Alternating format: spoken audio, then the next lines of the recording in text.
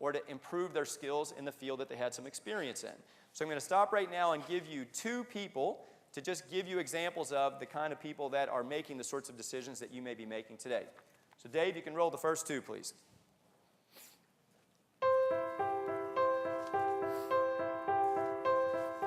Three and a half years ago, I was working in a machine shop and had an accident with a machine. The machine got mangled up, and the guy said, you know, hey, hate to do it. I know it was one incident, but I got to let you go. And I started job searching and called a friend of mine, and we were talking, and told me, you know, to contact KentuckianaWorks. And I contacted KentuckianaWorks, and they told me to come down and talk to a counselor. It turned out to be more than just help me find a job. It helped put me through school, which I couldn't afford. They even gave me the choice of picking out what I wanted to do. I went to school. It didn't take very long for me to get through their program to get into school. It was probably maybe a month of working with the KentuckianaWorks counselors. And I had to take a tape test, and when I finished that, they allowed me to go on and pick my school and paid for it. It took 3 weeks to go to school, and after I finished school, we went and took a driver's test. I got a CDL and found a job. You know, the school helped me find a job. Somebody else was taking on the responsibility of paying for me to go to school, and I had to be grateful for that. And the best way I could show my gratitude was to get up every morning, go to school, and give it my 100%. If I were to have to talk to a friend today, I'd have to tell them, you know, it's time to get busy. These people are serious. These people want to help you, but you got to want the help. This is not something that they're just giving away. You got to want to work for it. I was living paycheck to paycheck, robbing Peter to pay Paul. I was doing odds and end jobs on the side. You learn humility when you really want to get somewhere. You'll cut grass, you'll dig ditches, you'll do whatever it takes to put a nickel in your pocket. And I went from doing that to driving a truck, and I've bought a house, I've bought a motorcycle, child support as usual is paid. There's no being behind on it. I don't have everything I want, but I have everything I need.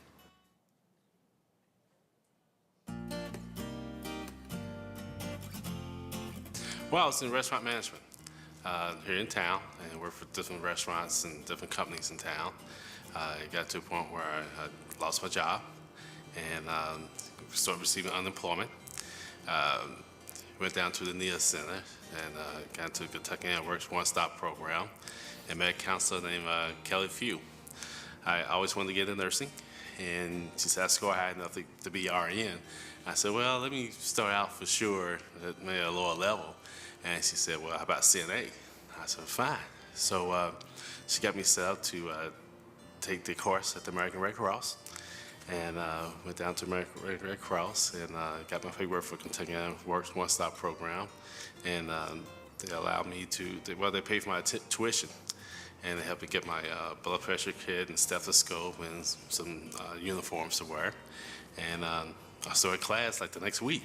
About, I'll say 7 to 8 days after that, I just happened to been going on the internet, and I went to KentuckianaWorks, and from their link I went to the Masonic Homes. It was having openings for CNAs. Matter of fact, they was having a job for it the very next day. So I said, I'm there. So I took my exam and my results from my exam, and went out to the Masonic Homes and put an application. Had an interview that day, did the drug test that same day, and within 2 days they called me and said, well, we'd like to have you come work for us as a CNA. And I was like jumping up for joy. Now my mortgage company knows that I have a stable job, a job that's needed. It feels better knowing that, you know, I'm getting up, I'm going to work, you know. And I can remember, I think it was the second day, and my son goes, where are you going, Dad? I said, I'm going to work. He said, you had a job? I said, yeah, I had a job. So the whole atmosphere of the family changes too. First of all, don't give up. Pray to God. And get down to the NEA Center or the unemployment office and KentuckianaWorks one-stop program, because it really does work. If you apply yourself and have the will, it's there. Believe me, they're there to help you, and they don't stop. All right, one of the things I love about those videos is you see the smiles of the faces of the people that we've helped. And I don't want to claim that KentuckianaWorks is the only thing here, and I don't want to claim that everybody in this room needs to make a career change. That is not what I'm about. But what I am trying to make you see is that there are moments in your life where you have to decide, am I in the right field? Do I have the right talents to stay in that field, right? And that's what we want the conversation to be about in my presentation today, right? You notice in Jeff Bassett's presentation that his experience started with a mistake. Something went wrong at work, a piece of machinery got broken, and he lost his job just because of that. He had to sit down and ask himself right then, well, maybe that was just I just had one bad day, and get right back on the horse and go back into the same kind of field, right? And the key thing to understand about this career change thing, I totally understand the misery and agony of looking for a job in a recession, because I did it myself. And all I can tell you is that 3 or 4 months into that job search in Boston in '93, I was absolutely at my wit's end. I couldn't figure out what I was doing, right? And I actually went to see a career counselor it's called Radcliffe College. It's affiliated with Harvard and used to be the women's college there. And I set up an appointment with a career counselor. And I just wanted somebody other than me to look at my resume. Am I doing anything wrong here? Does this tell the story that I think I'm supposed to be telling, right? And here's my strategy. These are the kinds of jobs I'm applying for. This is the reason why I think my skills and talents apply to this field. And I found it incredibly helpful at that moment in my life for this career counselor to validate that my strategy was right. And again, you have the opportunity today to take a little short session with people who are volunteers from companies in the region. Here's my strategy, here's my resume, does this make sense to you, right? But part of the conversation that you've got to be having with yourself is, do I have the skills and talents to do well in the field that I'm in, right?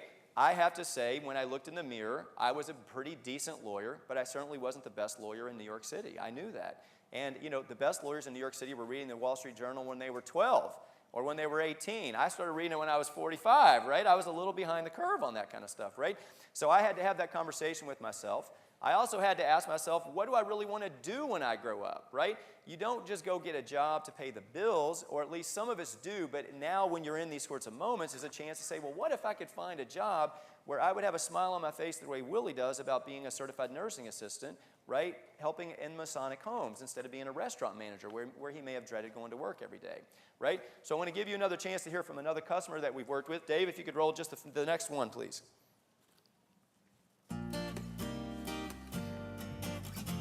I've dealt with the Urban League for several years, using their services for different reasons. And I had a counselor there, his name was James Level, and he had first told me about the pipeline program. And I was already working in construction at the time, so I didn't bother with it. Well, that job ended, and I ended up working at a factory that I didn't like, wasn't making a lot of money. And I ended up injuring myself at work. I went through the pipeline program. Without it, I wouldn't have had the opportunities that have come my way. And that's what I looked for and wanted for so long, was just the opportunity. Before I took that factory job, the hiring manager, superintendent, they all told me the job was mine. And I went through the whole interview process, and they gave it to somebody else because they had license or certificates. That's what I kept meeting up with. The pipeline training was really good. I just wish I had it a few years earlier when I was in construction before. I ran into a lot of problems that was covered in the pipeline program. Just workplace issues, what's expected, just kind of to give you a feel for what the construction industry is like. My attitude is very positive. I'm focused. I saw what I wanted, and I was willing to put whatever effort, whatever it took to get it, I was willing to do it. And that's all I wanted, was the opportunity to get in front of somebody and show them what I was capable of.